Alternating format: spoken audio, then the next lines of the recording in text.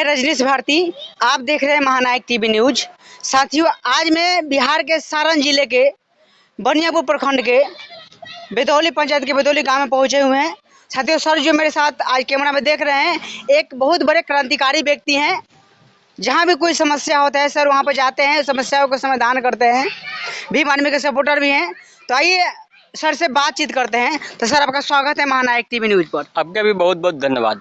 Sir, सबसे पहले आपसे हम जानना चाहेंगे कि हमारी जो केंद्र सरकार यानी हमारा माननीय मुख्यमंत्री मोदी सरकार है, नरेंद्र मोदी जी हैं, आज वो बोलते हैं कि बेटी बचाओ बेटी पढ़ाओ। लेकिन आज देखिए, आज दिल्ली में जंतर मंतर पर आज 12 दिन हो गया, लेकिन पहलवानों को अभी तक इंसाफ नहीं मिला। क्या कहना चाहेंगे इसके बारे में?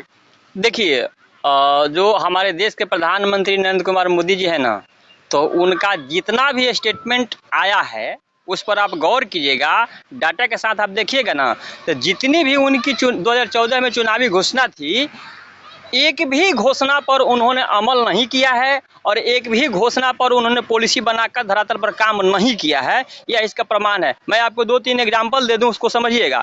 उन्होंने कहा था कि काला धन मैं लाऊंगा, ठीक है जी, अभी तक काला धन नहीं आया। लोगों को उन जो घोषणा पत्र में उन्होंने कहा था कि अच्छे दिन आएंगे, गैस सिलेंडर के दाम घटेंगे, है ना, 2 करोड़ हर साल नौजवानों को नौकरी देंगे, है कि नहीं। ये सारे घोषणाओं का उन्होंने अपने चुनावी घोषणा में इन्होंने शामिल किया था और कहा था। लेकिन जितनी भी बातें उन्होंने कहा, महंगाई कम करेंगे, लेकिन जिस समय का नाम है कि 2014 की मैं बता दूं, गैस सिलेंडर 450 रुपये का था, आज 1250 रुपये लग रहे हैं। अच्छे दिन आने का मतलब है कि किसान जो है आत्महत्या कर रहा है, ठीक है ना।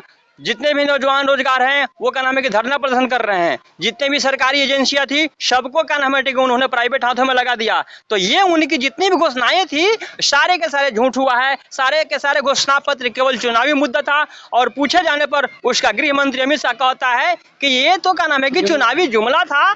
तो इस तरह से आप उसको ऐसा मत देखिए कि जितनी बातें उसने कहा है चुनाव में, मैं विरोध करता हूं कि ऐसे लोगों को किसी भी सूरत में सरकार में नहीं आने देना चाहिए। अब बेटी बचाओ बेटी पढ़ाओ का जो उसने कहा नाम है कि नारा दिया, सबका साथ सबका विकास की बात किया है, तो बेटी बचाओ बेटी पढ़ाओ। अब देख लीजिए, जो पहलवानों के साथ घटनाएं घटी है तो वो इसलिए कोई एक्शन नहीं ले रहा है, कोई इसलिए कार्रवाई नहीं कर रहा है कि जिस व्यक्ति ने क्या नाम है कि उन बेटी पहलवानों के साथ क्या नाम है कि दुष्कर्म किया है, उस बेटियों का यौन शोषण किया है, वो उसी के सरकार का मंत्री है, वो उसी के संगठन का लोग है, इसलिए उसके खिलाफ कोई कार्रवाई नहीं कर रहा है। अगर जांच किया जाए, इसमें कौन सी बड़ी बात है जी। अगर कोई आरोप लगाया है, इतना बड़ा नेशनल क्या नाम है कि संघ है कुश्ती का, उस कुश्ती के संघ के अध्यक्ष पर अगर आरोप लगा है तो तुरंत उस पर क्या नाम है गठित करके उस मामला को जांच करवा करके रिपोर्ट मंगवानी थी, जो नहीं कर रहा है सरकार। यह इसकी मनमर्जी है, यह तानाशाही है, यह क्या नाम है उत्पीड़न का जो मामला है यह। लेकिन कहने का मतलब है कि उसका सारा नारा झूठ है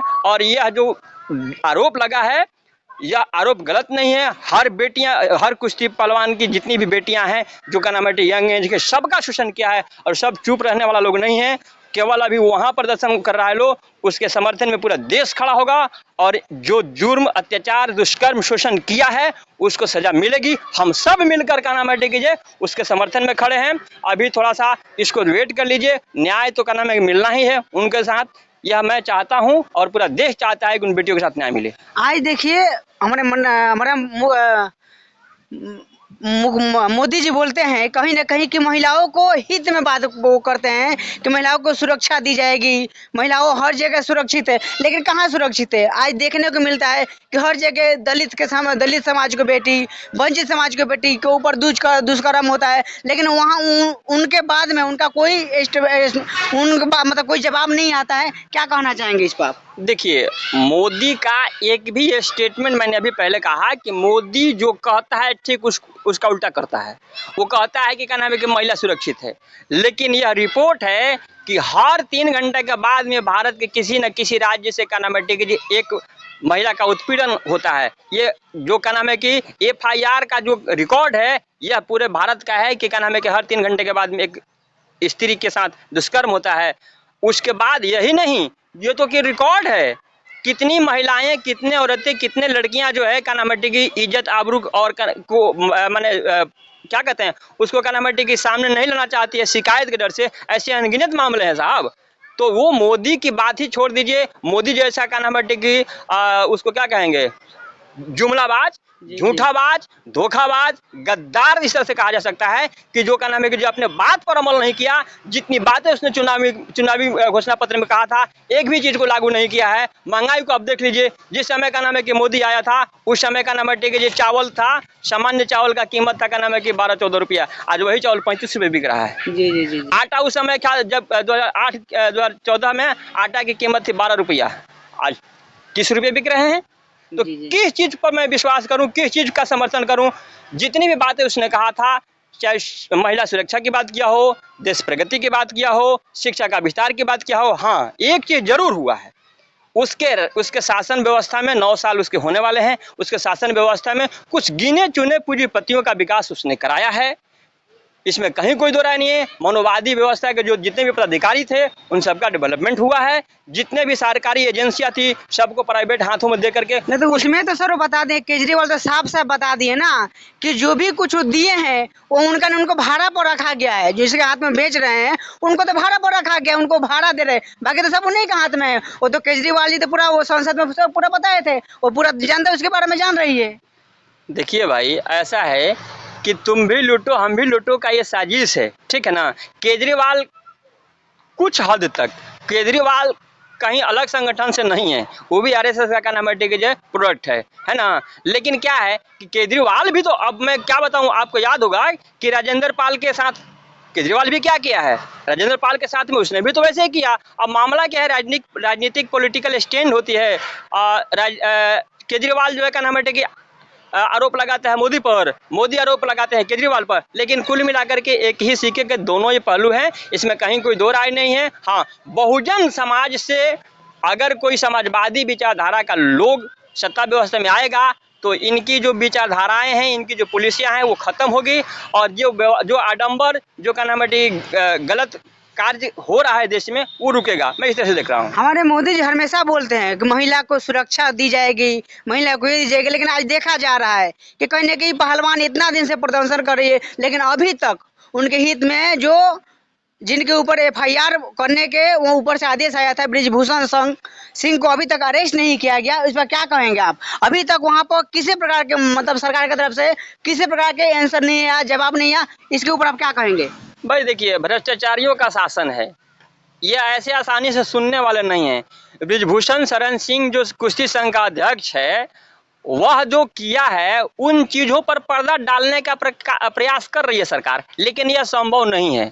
कहने का मतलब है कि जो व्यक्ति, जो लड़कियां पीड़ित है, उनके वक्तव्य को का नाम है कि सुना नहीं जा रहा। अभी यह साफ साफ का नाम है कि इस बात से पता चलता है कि केंद्र सरकार जो है इस विषय को दबा देना चाह रही है, चाहे वो समझा बुझा करके बाद में पुलिस से डंडा चलवाएगी इन का नाम है कि प्रदर्शनकारियों पर, वो चलवा करके का नाम है कि मामला को रफा दफा करने के पक्ष में। लेकिन ऐसा होगा नहीं, केवल वो लड़कियां 10, 12 या 15 जो भी का नाम है कि चैंपियनशिप की खिलाड़ियां हैं, वो केवल वही साथ में नहीं है, पूरा देश इन बेटियों के साथ में खड़ा है, इसलिए वो अपना काम कर रही है।